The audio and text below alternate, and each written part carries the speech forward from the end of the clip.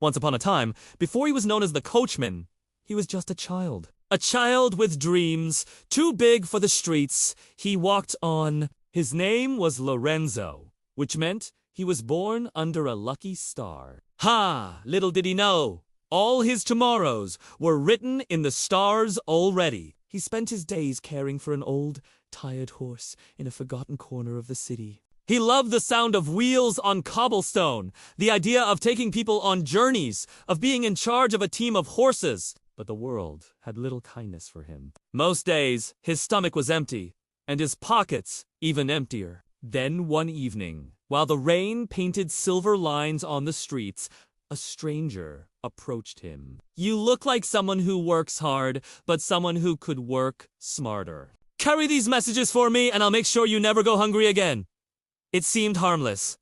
After all, words weigh nothing. But with every delivery, Lorenzo learned something new. Trust could be bought, smiles could be masks, and joy, pure joy, well, that could be a trap.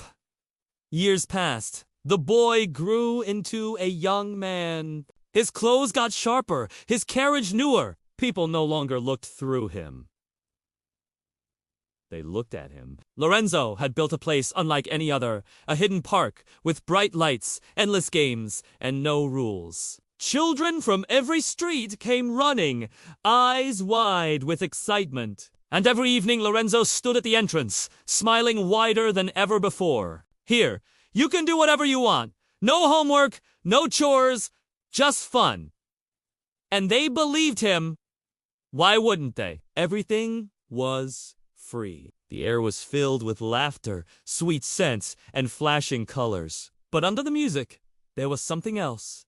A quiet creak of wood, a strange bray in the distance. Day by day, the children changed. First came the long ears, then the tails. Until one by one, they were no longer children at all, but donkeys, strong, silent, ready to be sold to the highest bidder. In the shadows of his office, the coachman counted his coins. Some said he was cruel, but in his mind, he was only playing the same game the world had played on him. In life, you either use or you get used. And so the carriage rolled on, night after night, carrying dreams in and carrying something else out. Every full moon, the coachman took a message to the king, a message that made the king smile and fill his coffers. Now, you might be wondering, what happened to the horse? Well, let me tell you, that old, tired horse wasn't just any horse. Oh, no, it was a magical steed,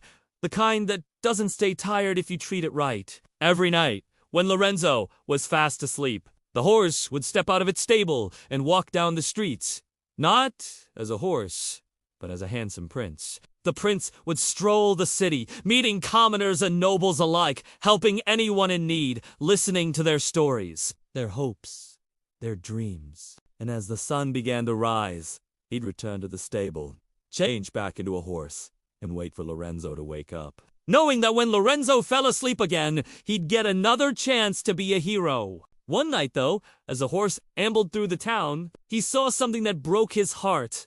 The coachman's park, filled with children, laughing and playing, and also with donkeys, strong, silent donkeys. The prince knew in that moment that Lorenzo wasn't born a villain, but the world had turned him into one. He raced back to the stable, unable to shake the image of those donkeys. When Lorenzo woke up and saw the troubled look on the horse's face, he knew something was wrong. The horse couldn't speak, of course, but his eyes told the story. They were the eyes of a friend who was worried about the children. Lorenzo understood. He had seen the sadness in their eyes as they left the park each night, the longing for a world where they could just be kids. So that's what he did. Each night he snuck out, bringing the children back to the park.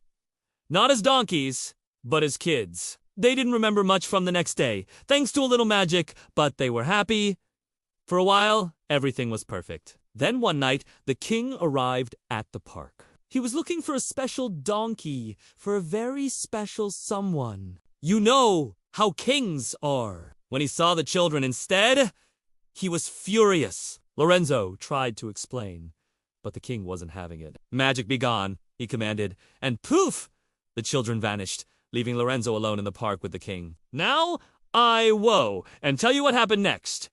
Because I want you to find out for yourself when you read the book. But let me ask you this. Do you think Lorenzo was born a villain, or did the world turn him into one? And if you had been in his place, what would you have done?